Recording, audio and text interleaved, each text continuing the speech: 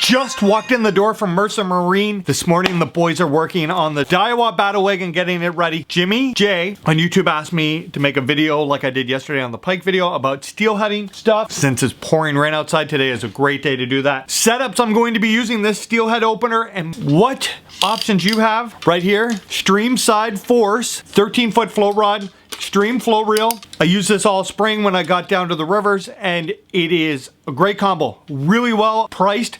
If I had to have one float rod, it would be a 13-footer. You can spend tremendous amounts of money on float reels and float rods, but you don't have to feel a fish 100 yards away, pick up a tube jig in order to set hook. You're gonna watch your float going down the creek, and then basically it's up to preference. You can spend $2,000 on a float rod and float reel, and you can spend 250 bucks. I really enjoyed this rod and reel this year. In the past, I've used a ton of different float rods and float reels, from the reasonable priced range to the absolutely absurd range, and there's nothing wrong with this rod and reel combo. If I had to choose one float rod, 13-footer. Last year, I didn't use the float rod and float reel for opener. I used my Daiwa AccuLite 9.6 super ultra light rod for steelhead fishing, especially in those upper creeks. This rod is really affordable. So there's price ranges from $50 rod all the way up to the $1,300 rod. Streamside Force is a great option. The Daiwa AccuLite, if you're just going to fish trout once or twice a year, you're already gonna have your sweet Daiwa reel at home, so $50 for a rod to get out there and have some fun is well worth it. Again, if I had to make one choice, it would be the 13-footer. How do I set up my rod and reel for float fishing? Let me show you. 8-pound monofilament. I like to use this coated line. It floats a little better. It's kind of like fly line. It's easy to mend. When it gets drooping, when you set hook, it's really hard to get a hard hook set. Float.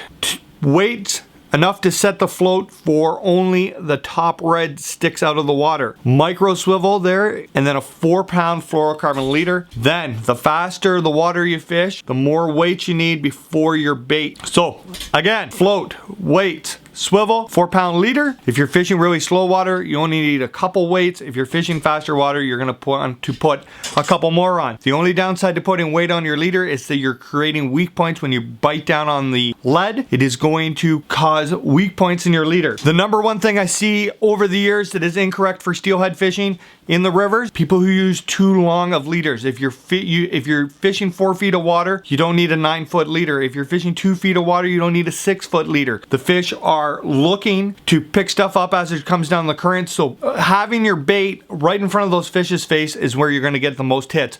Baits to use. You can use roe bags, which I will be using opening day. You can use woolly buggers. The pink worm is an amazing option for spring fishing steelhead. Beads, and one of my favorites, especially for drop back fish that are in big pools, tube jigs, white ones. You are going to go to the fishing store and you're going to see a million different options for floats. It is really down to personal preference. When the fish are in deep water, I don't mind using balsa floats, but if the water opening day, the fish get sensitive, they become ultra spooky. These clear floats are what I like to use. The fish aren't going to see them, and there's kind of like that confidence factor where you know steelhead are spooky, and the more finesse kind of deals you can make, the better options you're gonna have of hooking, catching them. I hope I covered everything here. We're trying to make this video really quick. If you see people out on the river and they aren't float fishing, or you think they don't know what they're doing, stop. Don't yell at them. Go over there and explain to them. Try to help them out. The more us anglers help each other catch more fish, the more people are going to be interested in fishing and come back out on the water. If you have something you want me to talk about in the tips, tricks, and other random thoughts videos, put it in the comments and I will get to it. Have a great day.